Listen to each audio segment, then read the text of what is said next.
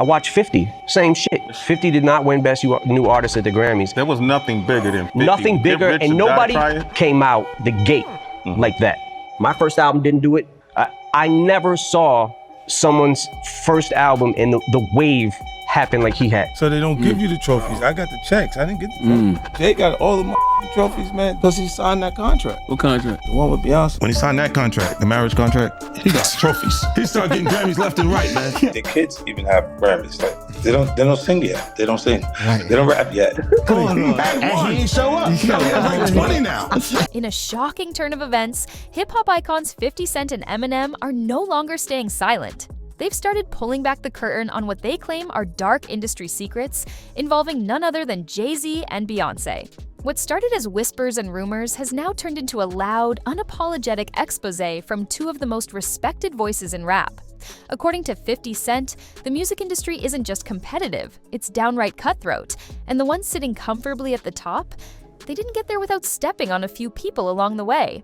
Over the years, many rising artists have vanished from the spotlight with no explanation. Even 50 Cent once mocked the awards, pointing out how Jay-Z has 24 Grammys, Beyoncé has 32, and even their children have one, while Tupac never received one in his lifetime. Now, both 50 Cent and Eminem are naming names, and Jay-Z and Beyoncé are at the center of it all.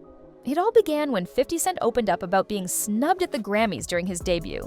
Despite selling millions and taking over the culture, he was overlooked. He didn't win Best New Artist, and that never sat right with him, or with Eminem, who backed 50 from day one. Eminem watched the industry reward others while real talent went ignored. The conclusion they came to? The game is rigged, and Jay-Z, according to them, knows how to play it better than anyone. Eminem also called out the Grammys, saying, "Don't use me for your ratings. Don't ever ask me to come again. My answer is no for a million years." Eminem pointed out a disturbing pattern. Every time he was about to release a project, Jay-Z would drop something right before, or on the same day. Over time, it started feeling less like coincidence and more like a calculated move. The goal? Overshadow the competition. M never publicly addressed it, until now. Both 50 and Eminem also took issue with the Super Bowl halftime show lineup a couple of years back.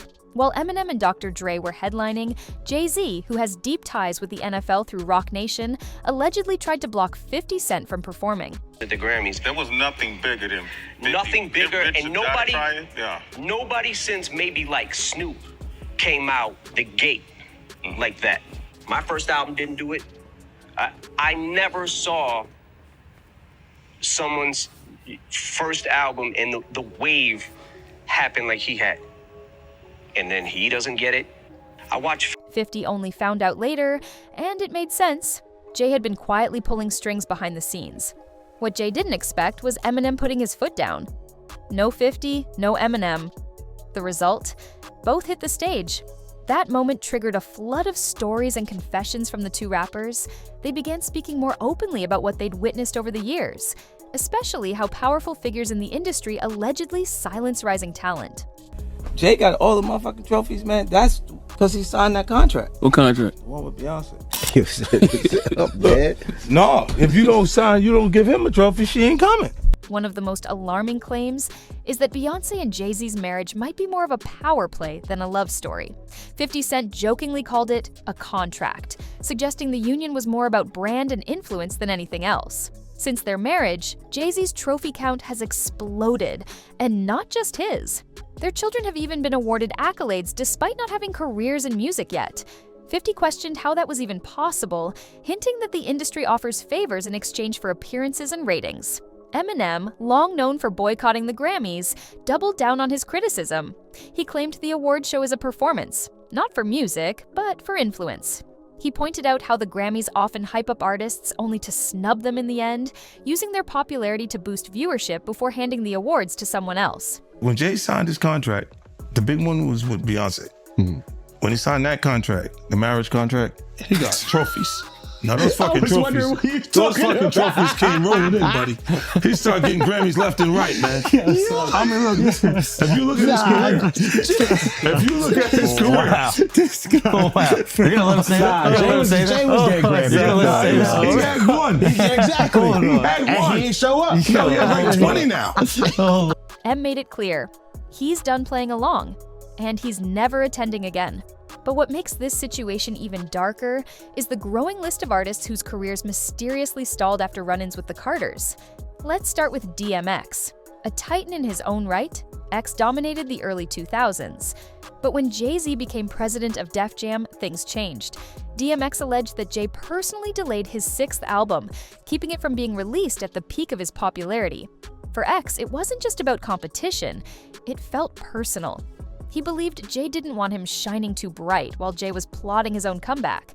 Sadly, DMX passed away in 2021, and questions still linger about his final years in the industry. Then there's Beanie Sigel, once considered one of the strongest rappers under the Rockefeller umbrella. Beanie had the momentum, the skill, and the audience. But suddenly, his projects were delayed, and his reach was limited. Insiders claim Jay-Z intentionally restricted the number of albums Beanie could press, essentially cutting off his exposure before it began. Beanie himself spoke out, saying it felt like Jay didn't want anyone under him getting too big. Amerie, another rising star with undeniable talent, also saw her career disappear just as she was breaking out. Her hit One Thing was climbing the charts and gaining serious momentum. But not long after, Beyoncé released Crazy in Love, a song many fans believe borrowed heavily from Amerie's style. What's more, Amerie's producer, Rich Harrison, shifted his focus entirely to Beyoncé shortly after their success. Coincidence? Maybe, but the pattern is hard to ignore. Carrie Hilson's situation took a different turn. She allegedly released a diss track aimed at Beyoncé, a move that cost her dearly.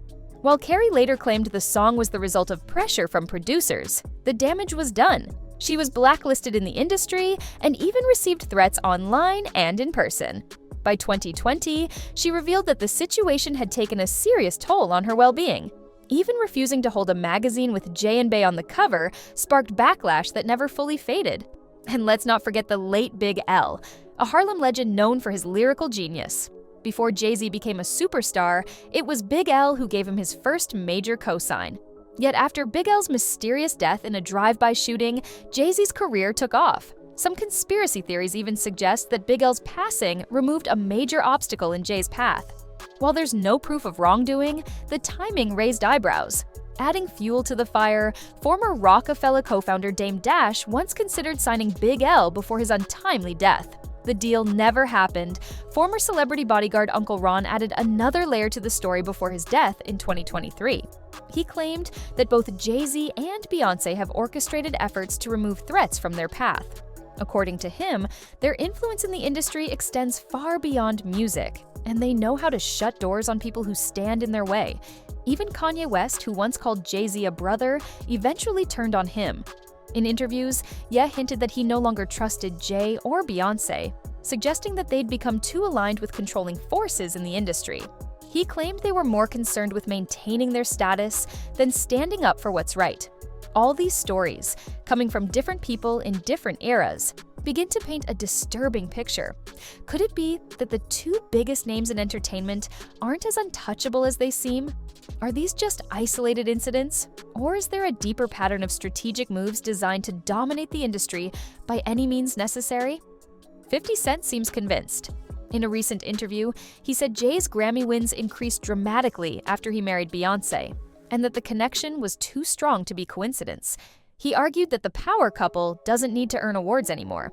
They're handed trophies simply because their presence boosts ratings and legitimizes the events they attend. According to 50, it's less about artistry and more about influence. And Eminem? He's not just supporting 50 out of loyalty. Their bond runs deep, and M has always stood up for the people he believes in.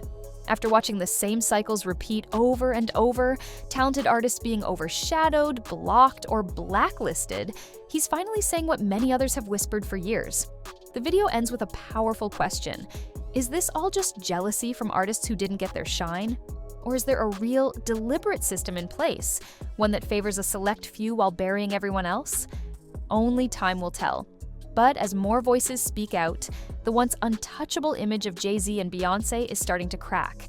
The more 50 Cent and Eminem peel back the layers, the more the public starts to wonder what else has been hidden behind the glitz, glam, and Grammys. Let us know what you think in the comments. Are these just wild theories, or is there some truth to the noise?